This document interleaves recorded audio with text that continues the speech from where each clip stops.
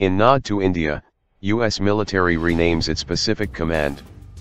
The U.S. military on Wednesday renamed its Pacific Command the U.S. Indo-Pacific Command, in a largely symbolic move underscoring the growing importance of India to the Pentagon, U.S. officials said. U.S. Pacific Command, which is responsible for all U.S. military activity in the Greater Pacific region, has about 375,000 civilian and military personnel assigned to its area of responsibility, which includes India. Relationships with our Pacific and Indian Ocean allies and partners have proven critical to maintaining regional stability, U.S. Defense Secretary Jim Mattis said in prepared remarks. In recognition of the increasing connectivity between the Indian and Pacific Oceans, today we rename the U.S. Pacific Command to U.S. Indo-Pacific Command, Mattis said. He was speaking during a change of command ceremony. Admiral Philip Davidson was assuming leadership of the command from Admiral Harry Harris, who is President Donald Trump's nominee to be ambassador to South Korea.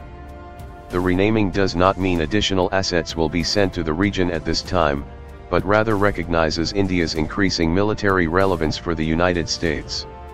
In 2016, the United States and India signed an agreement governing the use of each other's land, air, and naval bases for repair and resupply, a step toward building defense ties as they seek to counter the growing maritime assertiveness of China. The United States is also keen to tap into India's large defense market. It has emerged as India's number 2 weapons supplier, closing $15 billion worth of deals over the last decade.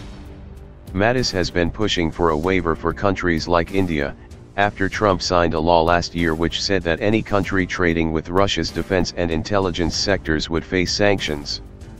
I think India and the relationship with the United States is the potentially most historic opportunity we have in the 21st century, and I intend to pursue that quite rigorously, Davidson, the incoming head of the command, said last month. However, experts said the name change would mean little unless it was tied to a broader strategy. Renaming PACOM is ultimately a symbolic act.